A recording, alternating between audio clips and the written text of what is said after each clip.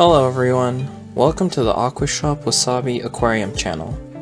In this video, I'll be teaching you how to use fertilizers for a planted tank Part 1, the basics. So on this table in front of me are the fertilizers that I use here at my shop. The fertilizers I'll be talking about is the ADA Green Brighty lineup of liquid fertilizers. I use these 5 different fertilizers and adjust how much I use for each aquarium. When using liquid fertilizers, there is no single best answer or a quote-unquote correct way of adding them to your aquarium. But what is important is to adjust how much fertilizer of what type you use based on your unique setup. Due to general advice for fertilizers not really working because of how it changes based on setup, it can be a really difficult subject to understand, especially for beginners. Because of how complex this topic is, I wanted to start this mini-series talking about fertilizers for your planted aquarium and explaining it as simply as I can. These will be numbered so that it can be easier to understand the concepts I'll be talking about later down the line.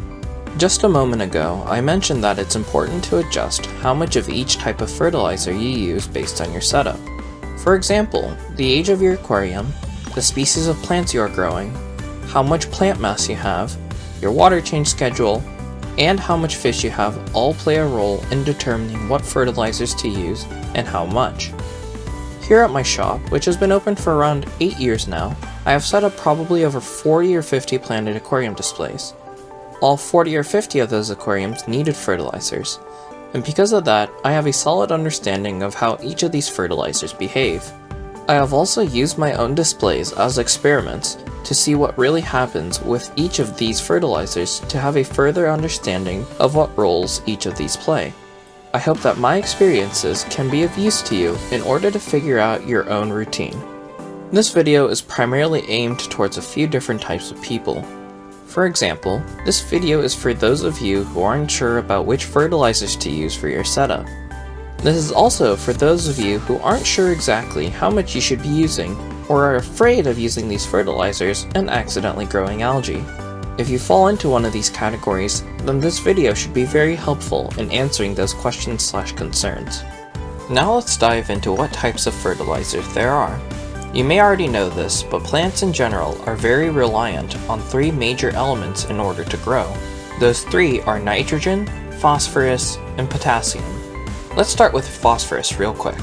Phosphorus is an essential element, but if you start to have an excess amount of it in the aquarium, then that will cause blackberry algae and other pest algae to take over.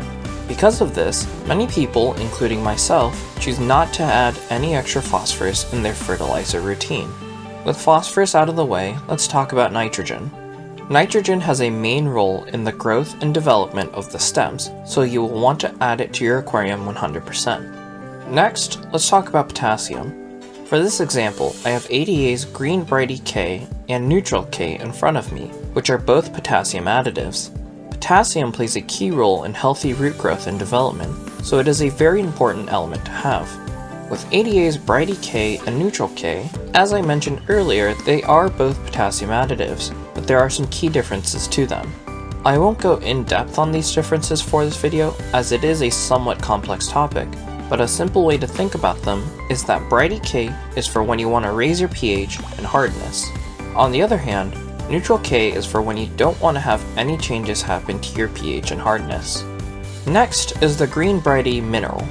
After the 3 main elements of nitrogen, phosphorus, and potassium, there are many minor and trace elements that plants want in order to grow properly. The Green Brighty Mineral is a blend of all of those necessary minor and trace elements, and as such you'll also want to use this for your setup. Last up is the Green Brighty Iron.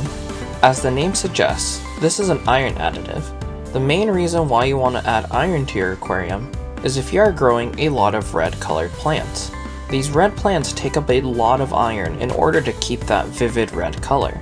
So if you have a lot of red plants, I would say that iron would also fall into an essential additive. And that was a basic rundown of the types of fertilizers that you will see most often. Okay, so before I end this video, there's something I would like for you to know. Because I run not only my shop, but also this YouTube channel on my own, I will not be able to go through and answer everyone's comments and questions on my videos. I apologize. Instead, I will take the most commonly asked questions about a specific topic and then answer them as its own video. If this video has helped you out or you are interested in more planted aquarium content, then please like the video and subscribe to the WASABI Aquarium channel.